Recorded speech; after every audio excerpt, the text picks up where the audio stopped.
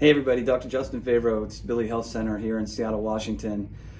I want to talk a little bit about, kind of reference back to what I talked about in my last video, but this one in particular is in reference to a patient who brought in an MRI report. She's been having chronic low back pain, not anything outrageously intense, but disruptive, definitely disrupting her quality of life. She works out regularly and she really loves working out, and it irritates this problem in her low back, her hip, and even into her groin with the burning pain, etc. Her MRI report indicates multiple levels where there's positive disc findings, bulges and things like that in her lumbar discs. And interestingly, on the MRI report, it says, basically it cites a study out of Spine 2001, Jarvik et al. And that study essentially showed that when they looked at 100 asymptomatic patients, so 100 people with no symptoms, they did lumbar MRI, and what they found was they found positive findings in 60+% of those people. So what does that mean? Does that mean that because they don't have pain, that's normal and we should just ignore that? No, of course not. What that means is that those people are subluxated. They have postural distortions that, like I said in my last video, most of the time postural distortions do not cause pain.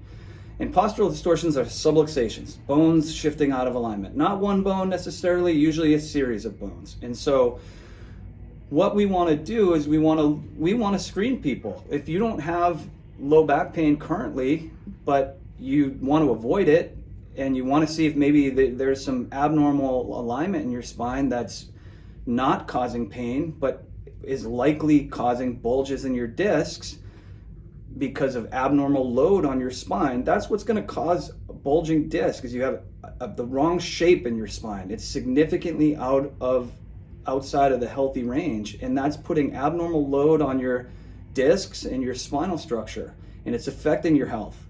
And so it's really important to look at these things. The number one cause of disability worldwide is low back pain.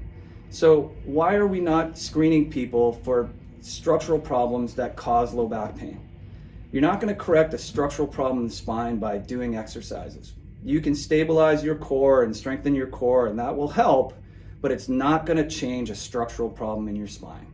So these are critically important things that people need to consider if you really want to prevent future problems and being disabled from something like low back pain, debilitating low back pain. Then it's really important that you be evaluated by a CBP, chiropractic biophysics chiropractor.